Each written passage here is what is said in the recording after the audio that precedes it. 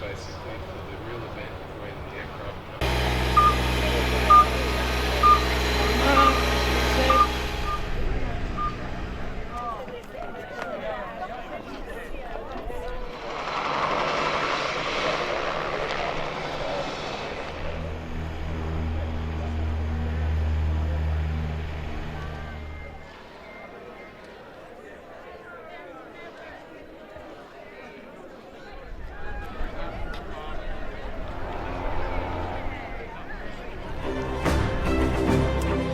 Today, a significant chapter in Australian aviation was closed as Qantas's last 747 jumbo jet made its final flight. There it is, great shot. Australia was graced with its first 747 in 1971, the same year William McMahon became Prime Minister and the nation welcomed its first McDonald's. But after 50 years of service, it was a particularly emotional moment for Qantas captain Mike Galvin. To think that's the last time we're going to see that red tail, that 747 taxiing out, quite emotional, but it's a cycle of life.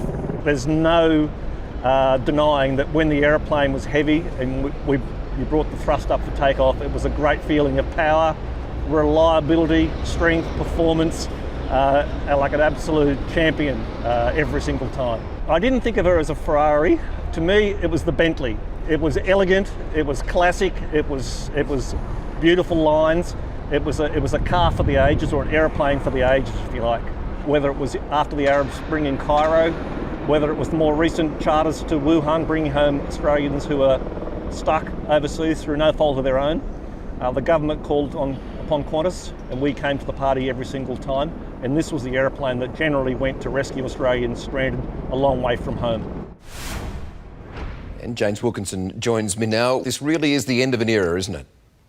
That's right, Michael. Good to see you. Yeah, it really is the end of an era. This Qantas 747 changed Australia, Michael, back when it first turned up in 1971. If you have a think about it, I mean, what it really did was it helped Australians to see the world, but it also introduced the world to Australia, didn't it?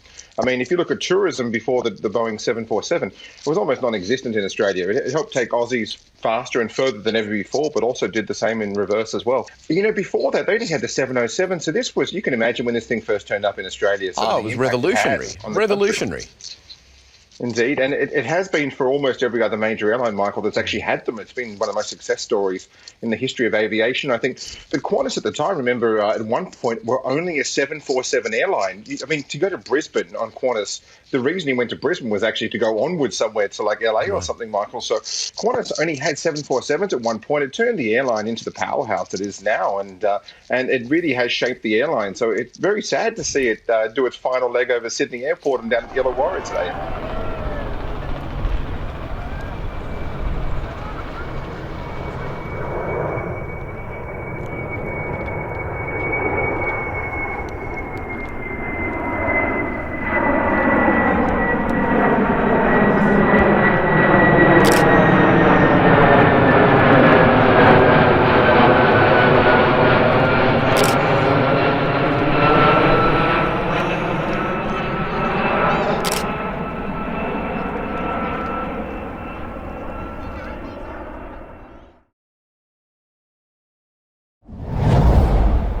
Welcome aboard OJA, kindly gifted to the HARS Museum by Qantas.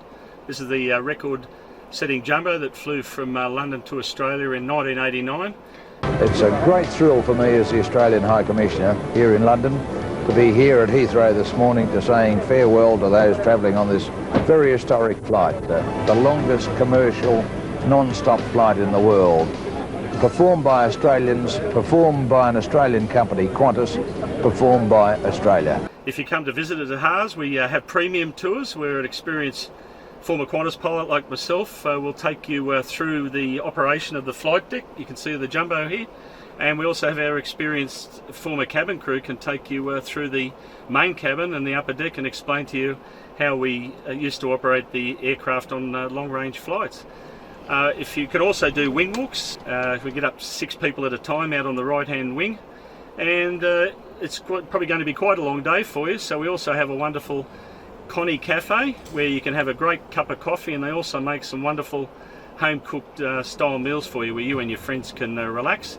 And also you can do an hour and a half tour through the museum with our experienced tour guides. We have many historical aircraft, including the famous Constellation, which still flies, Caribous, which fly, also the famous DC-3 C-47s, which also fly.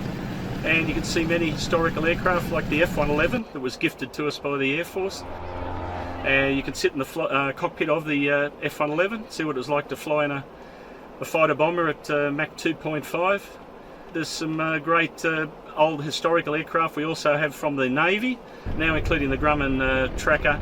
I must say I was absolutely delighted that OJA ended up at HARS, and it could not have been in a better place.